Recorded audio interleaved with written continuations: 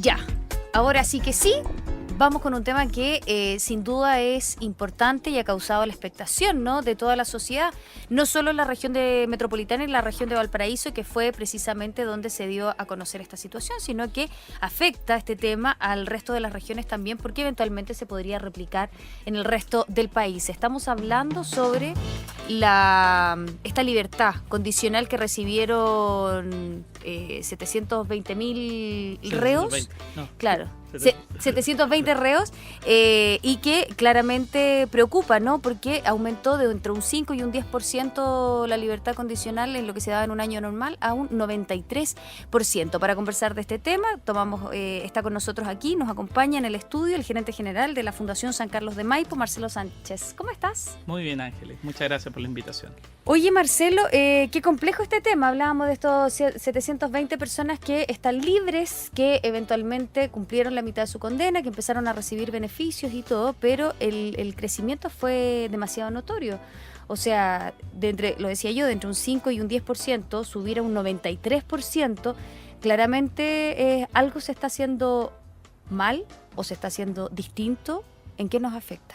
La verdad es que, Ángeles, que esto no sería un problema o no nos estaríamos cuestionando esto si tuviéramos la firme convicción de que mandar a la gente a la cárcel significa el poder reinsertarlo y rehabilitarlo. O sea, claramente el que hoy día sea un problema para nosotros, para el gobierno, para los jueces y para todos, es que simplemente las cárceles no funcionan.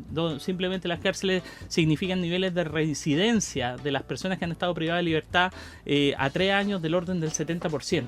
Entonces, cumpla la mitad de la condena, cumpla el 100% de la condena, tú te vas a encontrar de todas maneras con unas tasas de reincidencia extraordinariamente altas. Sí.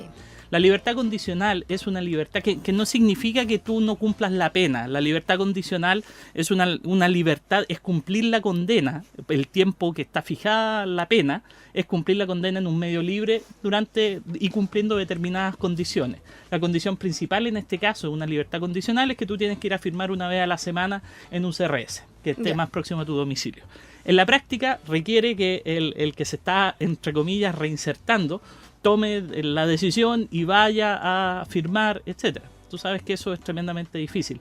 Y se diferencia sustancialmente de otro modelo que tiene que ver con la libertad vigilada, que ya no da cuenta de un proceso de excarcelación, sino que da cuenta de un proceso, de una pena sustitutiva que es distinta y que tiene un encargado delegado que va acompañando a la persona que cumple esa pena en ese cumplimiento y que lo va acompañando también en procesos de reinserción. Y por Dios que marca una diferencia fundamental. Eso implica también ayudarlo a insertarse en el medio laboral, a no caer en pandillas o con todas las limitaciones que tiene un sistema que realmente es precario, que no tiene... País está sí, lejos pero aún así las tasas de reincidencia que se logran con las penas sustitutivas son la mitad de las tasas de reincidencia que se logran con la cárcel. O sea, estamos hablando de un 35, un 40% que vuelve a delinquir versus un 70, un 80% que vuelve a delinquir.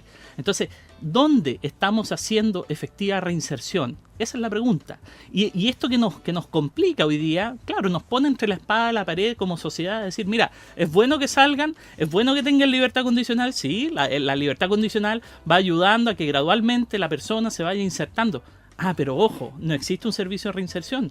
Ojo, no existen tribunales de ejecución de pena. Ojo, no existen tribunales de tratamiento de droga. 12 años llevamos en un piloto para tribunales de tratamiento de droga, cuando ha demostrado ser efectivo, ser eficiente, lograr que la gente se rehabilite, se reinserte efectivamente. Y no hemos sido capaces de transformarlo en política pública. No somos capaces también de crear un sistema articulado entre vivienda, salud, educación, etcétera, para reducir los factores de exclusión que generan delincuencia. Alguna vez vinimos a conversar sobre el informe de exclusión que hizo la Fundación San Carlos de Maipo con la Fundación Paz Ciudadana, ¿te acuerdas? Sí, me acuerdo. Donde el 80, casi el 90% no había terminado el colegio, el 60% era consumidor problemático de droga, habían participado en pandillas, etcétera. Entonces, naturalmente, lo que uno espera es que cuando se toman medidas de esta naturaleza, de esta masividad, se esté pensando también en la gran política pública que significa hacer estas modificaciones que son sustanciales, que son parte de la agenda larga y de la que no nos estamos haciendo cargo. Sí, Marcelo, hablábamos antes de entrar al aire sobre el por qué, que era una pregunta que nos hemos hecho todos. ¿Por qué? O sea, uno puede entender las razones lógicas, los hacinamientos, estos informes, el que hicieron ustedes, el que hizo también personas especializadas de justicia. Pero, o sea, pero igual no entra en una cabeza normal. O sea, hay que tener dos dedos de frente para darse cuenta de que las cosas se están haciendo por lo menos al revés en este minuto. Entonces, ¿cuáles son, a juicio de ustedes, las razones fundamentales para que se haya dado una situación como la que vimos entre ayer y hoy? A ver, lo primero es que hay que entender que este es un sistema que no es de base jurisdiccional. No es que los jueces aquí están en su función de jueces cuando están en una comisión que valida las propuestas que hace Gendarmería, sino que es una instancia administrativa, y es lo que yo te decía. Sí. No existe una ley de ejecución de pena. Y también son jueces de distinto grado, de distinto tipo, que en el fondo están cuestionando una sentencia judicial que tiene una raíz jurisdiccional, o sea, que en el fondo está asociado a una ley, que está asociado a un cumplimiento, que está asociado a un tribunal. Entonces, el primer elemento es que esta decisión que se toma en base a esa comisión obedece a una instancia administrativa, decreto 321, Gendarmería, y en consecuencia hace falta un marco jurídico mucho más completo. El segundo elemento es que hoy día está en discusión la agenda corta y es inevitable pensar, por lo menos hacer la ecuación, de que el solo hecho de que la agenda corta hoy día le imprime una presión al sistema, una presión por lo menos de 5.000 internos. 5.000 internos que tienen un costo súper relevante. Nosotros estamos hablando de que al año son más o menos 6 millones de pesos que te sale un interno. Claro, mantener un interno en una cárcel. Estamos hablando de 40 millones de dólares anualmente para los 5.000 internos. Y eso, ¿qué viene a significar? De que necesariamente en una condición de hacinamiento como el que está ahora, evidentemente es una primera respuesta. Y una segunda respuesta está en qué es lo que va a pasar cuando estos beneficios que hoy día están a la mitad del cumplimiento de la pena, pasen a los 2/3 del cumplimiento de la pena. También va a ralentizar la posibilidad de egreso de población penal. Entonces, aquí claramente hay un anticiparse a estas situaciones, como cuando decían, mira, vamos a vender departamentos con IVA, sin IVA, y todos nos apuramos. Claro, y todos compraron. Bueno, acá hay una señal clara de estos agentes que están metidos dentro de esta situación, en decir, mira, ojo, aquí estamos aumentando la población penal y nos estamos dando una respuesta a estas condiciones de hacinamiento que nosotros mismos denunciamos durante febrero. Y en segundo lugar, estamos haciendo de que los beneficios carcelarios, los beneficios de excarcelación se ralenticen y por lo tanto también sigue aumentando la población penal. Pero la cara de la moneda que no se está mirando es que junto con eso no se está dando una respuesta a la reinserción efectiva de esas personas. Y finalmente, ¿qué es lo que vamos a tener? Vamos a tener nuevas reincidencias, nadie que se haga cargo de los procesos de reinserción, nadie que tome el toro por la asta a hacer estas reformas importantes de tener tribunales de ejecución de pena con jueces especializados, de preocuparnos de los tribunales de tratamiento de drogas, de preocuparnos de crear un sistema preventivo realmente que articule toda la institucionalidad para reducir los niveles de exclusión. En definitiva, lo que nos hace falta es tener una mirada mucho más completa y entender que la situación penal es el anverso de nuestras condiciones de victimización y de seguridad. Ya, pero Marcelo, o sea, hablando en buen chileno, eso lo entendemos tú, lo entiendo yo, lo entiende la gente en su casa, por todo lo que está escribiendo hasta ahora la gente a través del WhatsApp y de las redes sociales. Lo entendemos. Entonces, ¿cómo no lo entiende la autoridad? Porque si tú me dices que el piso es 6 millones de pesos anuales, mantener a un solo reo, tenemos una sobrepoblación, una vez que salen, el 70% de ellos vuelve a reincidir. Salen más malos cuando están en la cárcel. Entonces, se evitaba también que ingresaran a la cárcel para no malearlos un poco más. Entonces, si todo esto está más claro echarle agua, como se dice en buen chileno, ¿cómo es posible que las autoridades no ejecuten políticas públicas que sean efectivas y que tengan que ver con la reinserción, que en definitiva a lo mejor va a costar no 6 millones de pesos por reo, sino que va a costar un poquitito más, pero te vas a evitar todo el problema que tenemos hoy día? Ángeles, es mucho más concreto. Imagínate tú que nosotros en materia de seguridad nos gastamos el presupuesto histórico. Estamos hablando de un 6% del presupuesto público para seguridad.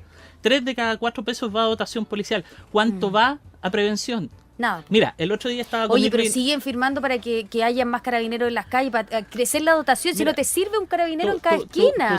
Tú sabes que el plan cuadrante ha sido evaluado 7 veces y en las 7 veces ha demostrado que no tiene efectividad. El otro día estuvimos con Irving Waller, un criminólogo importante de Canadá que ha desarrollado el control inteligente del delito.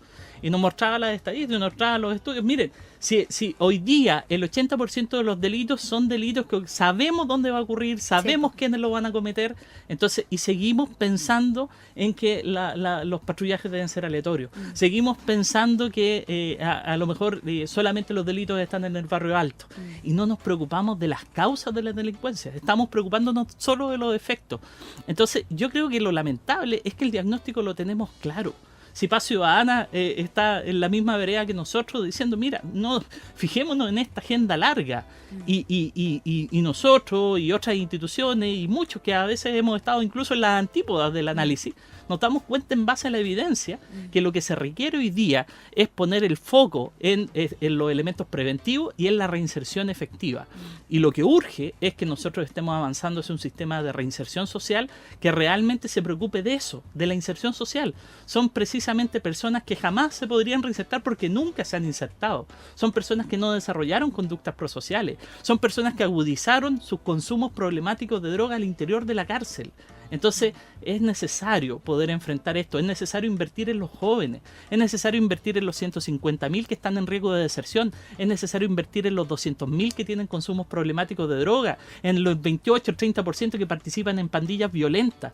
¿Qué estamos haciendo por ello? Y ese es el desafío.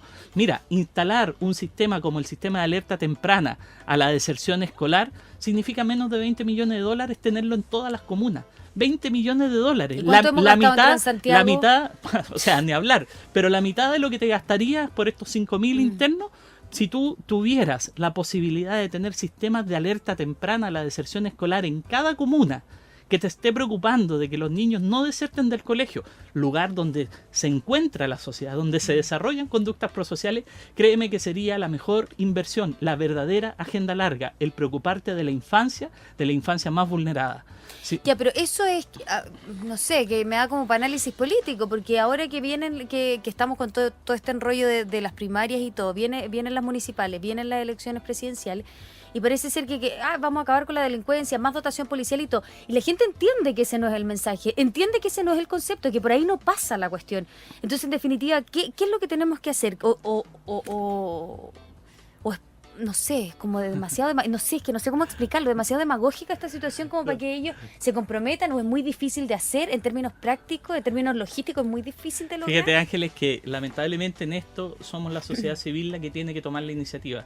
Nosotros no estamos viendo la respuesta efectiva fuera del populismo penal, fuera de endurecer penas, fuera de donde realmente esté enfocado en la reinserción. Nosotros somos una fundación, la Fundación San Carlos de Maipo está distribuido territorialmente en barrios de alta vulnerabilidad social, pero donde el trabajo con los vecinos nos permite avanzar en la prevención del delito, donde nos preocupamos de que si un chico está a las 10 de la mañana con uniforme en la calle, los vecinos lo sienten como un chico de ellos, como un parte de su familia, y van y hablan con el vecino y le dicen, mira, tu hijo abandonó el colegio, y no porque sea la vieja zapa, sino porque se preocupa de que ese niño no esté expuesto a mayores vulneraciones. La señora que se va a preocupar que el botillero no le venda a los cabros chicos menores de 18. La sociedad civil organizada está dando una respuesta mucho más eficaz contra la delincuencia. Los lugares donde nosotros hemos estado son lugares donde los narcos se están yendo, son lugares donde los delincuentes se están arrancando, porque el poder organizado de la sociedad civil es mucho más fuerte que la respuesta que está dando el Estado.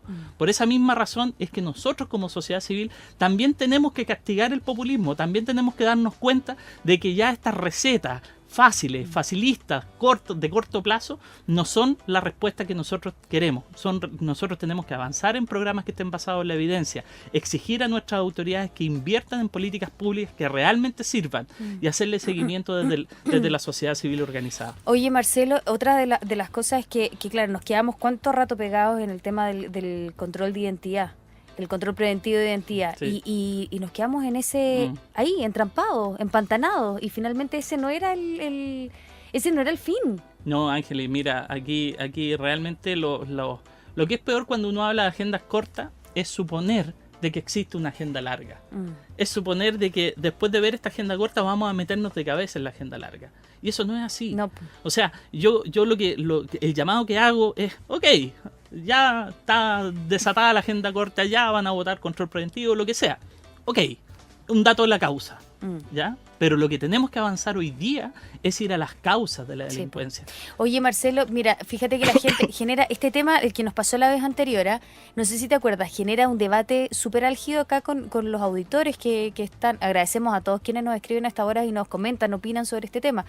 Y resulta que todos, o la mayoría de ellos, dicen que se enojan con el tema de la delincuencia, genera rabia, genera impotencia, genera dolor, porque muchos, y yo me sumo a esto, hemos sido víctimas de la delincuencia. Entonces, y todos dicen, ¿cómo vamos a seguir pasándole plata? 6 millones para mantener a un parásito. Me da rabia no poder rebatir, dicen algunos de nuestros auditores. Y claro, pues genera eso, pero resulta que esos delincuentes cuando salen generan más daño todavía. Victimiza. Claro. Mira, entonces, ahora claro, perdón, solo para terminar la idea, nos da rabia tener que mantenerlos y todo, y uno dice, pero ¿cómo tengo que mantener a una persona que me robó a mí, que me afectó a mí, que me dañó a mí, mi integridad, mi seguridad, mi tranquilidad en mi casa y todo, o en la calle, en fin? Pero resulta que si no trabajamos con los chicos, como dices tú, o no trabajamos en la reinserción, ellos terminan siendo más malos de lo que ya están. Bueno, y eso es lo que ha ido pasando. Y en el fondo tú vas viendo que cada vez los delitos van agregando una dosis de violencia importante y un consumo de droga. El 50% de los delitos está marcado por la presencia de la droga y el 30% es la razón principal. Y ojo, que cada vez esos delitos son cada vez más violentos. Y hoy día la situación de victimización no es una percepción como muchos quieren pensar. La victimización es real. Pero los niveles de delincuencia son fuertes y están distribuidos en zonas pobres como en zonas ricas. Exactamente igual. No, entonces, y he escuchado eso que... no, entraron a robar a mi casa y todo. Y no había nadie, porque uno ya como que... gracias a Dios que entraron cuando no había nadie. Se va normalizando, se va generando... Entonces mira, si no es que estemos nosotros en contra, cuando nosotros hablamos de estas materias, de reinserción, de ver... Más bien es la respuesta que está en la evidencia. Y lo que nosotros queremos hacer es que en la medida que tenemos mecanismos efectivos de reinserción, la victimización disminuya. ¿Qué es lo que hemos logrado hoy día con el populismo penal? Que ya se hizo una agenda corta el año 2005. ¿Y qué resultados tuvimos? Desastrosos. Y en la práctica lo único que hemos logrado es que los niveles de victimización se mantengan extraordinariamente altos cuando tenemos el presupuesto más alto en materia de seguridad, con un 6% del presupuesto público, y sin embargo los resultados son pobres. Y ahí es donde yo apunto. ¿Por qué? Porque si nosotros miramos la situación de las cárceles como algo ajeno, algo que está fuera de la sociedad, nos estamos dándonos cuenta que también es parte de la estrategia de seguridad. Ese 7%, ese 8% de delincuentes refractarios explican el 30% del total de los delitos. Entonces uno tiene que tener mucha claridad de cómo trabajar con esa población penal, cómo hacerle seguimiento, cómo evitar factores de riesgo para que delinca y estar muy permanentemente observando esa realidad. Entonces esto no se soluciona mandándolo a las cárceles. Esto es pan para hoy, hambre para mañana. Construye una cárcel, en algún minuto van a salir igual. Construye una cárcel más grande y construye hospitales más grandes para recibir a las víctimas. Y aparte que los hijos de los que están allá adentro, mientras más gente vamos metiendo, los hijos de todos ellos finalmente terminan uno de cada 4 internos en las cárceles tuvo un papá preso. Uno de cada 2 tuvo un adulto responsable a su cuidado que estuvo preso. O sea, si no cambiamos los modelos parentales, si no nos preocupamos de esos cabros chicos, fíjate qué pasa con los inimputables menores de 14 años, se van para la casa. No hay oferta pública especializada para trabajar con esos niños, cuando justamente tenemos que intervenir con ellos de manera temprana para que salgan del delito. En la medida que tú comienzas más temprano a delinquir, la gravedad de esas trayectorias delictivas es mucho mayor. Mucho más grave. Entonces, es el momento de invertir. Mira, para cerrar, Marcelo, tengo a un auditor que nos escribe de Seattle, de acá en Estados Unidos. Dice, los presos que les queda poco tiempo en la cárcel los sacan a trabajar a la calle, limpiando, arreglando, como que hacen trabajo social, ¿no? ¿Esa es una buena medida que podrían emplear acá en Chile? Hoy día las penas sustitutivas que no involucran encarcelación tienen dentro de las penas, por ejemplo, los servicios en beneficio de la comunidad. Pero obviamente ha sido tremendamente subdimensionado su efecto, y yo creo que ahí es donde tenemos que poner los acentos.